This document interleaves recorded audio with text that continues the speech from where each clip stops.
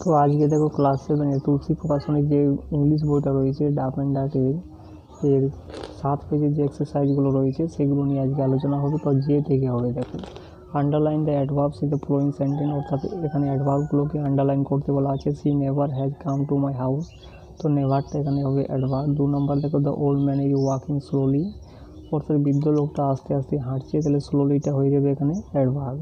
3 নম্বর দেখো we usually eat veg on Saturday, তাহলে ইউজুয়ালিটা হবে এখানে অ্যাডভার্ব।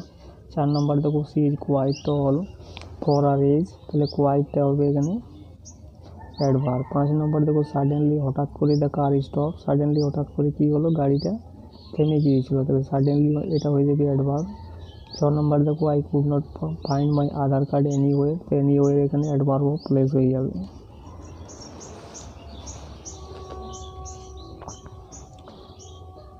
এরগুলো দেখো fill in the blanks with introductory it or there, অর্থাৎ ইট দেয়ার দিয়ে এই ব্ল্যাঙ্কগুলোকে পূর্ণ করতে বলা আছে। তাহলে কী হবে, একটা ইট ইজ 4:35 মাই ওয়াচ। এরপরে 2 নম্বর দেখো is there any science fiction in your collection, তাহলে এখানে দেয়ার বসবে।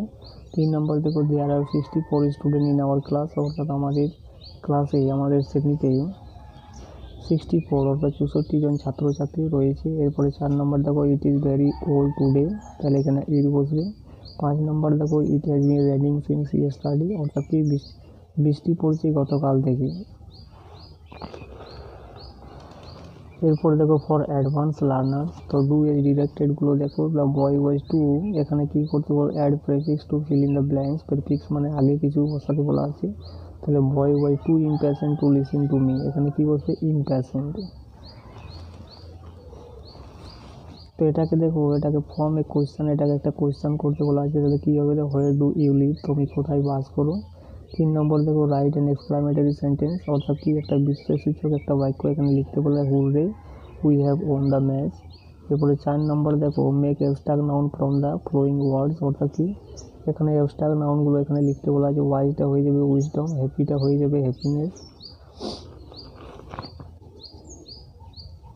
5 নম্বর দেখো উই আর প্লেইং ক্রিকেট নাও, এখানে আন্ডারলাইন অ্যাডভার্বিয়াল ক্যাপাসিটি, তো এখানে কি হবে দেখো, নাওটা হয়ে যাবে এখানে অ্যাডভার্বিয়াল ক্যাপাসিটি। এরপর দেখো 6 নম্বর দেখো ডু নট রাইট, এখানে প্রিপোজিশন দিয়ে পূর্ণ করতে বলা হচ্ছে, তাহলে do not write with a red pen. এরপরে 7 নম্বর দেখো the tailor is making a beautiful pink dress, present perfect টেন্সে করতে বলা আছে। তাহলে কি হবে, হ্যাজ হবে, হ্যাজ হবে এবং সাথে ভার্বের থার্ড ফর্ম হবে। তাহলে কী হবে দেখো the tailor has made a beautiful pink dress.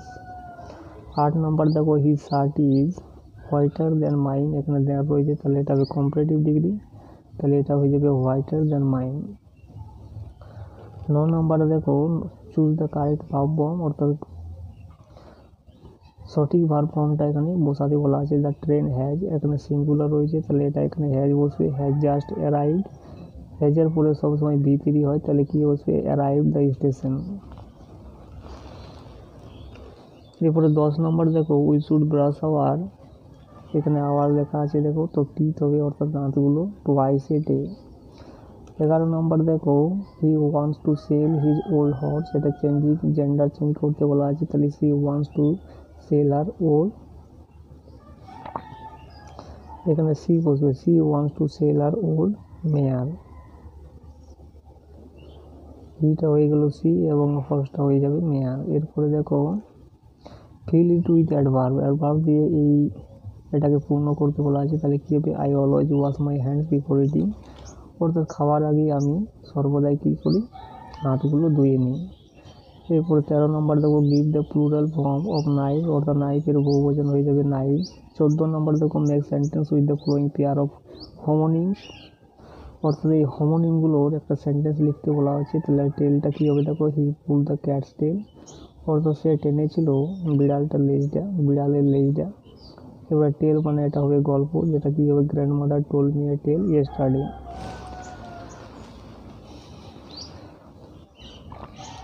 অর্থাৎ ঠাকুমা গতকালে কি বলেছিল, আমাকে একটা গল্প বলেছিল। এরপরে 15 নম্বর দেখো I am impressed by the polite behaviour, polite মানে এখানে কি, পোলাইট মানে নম্র, যেটা একটা সিনোনিম লিখতে বলে, যেটা হবে কোর্ডিয়াস।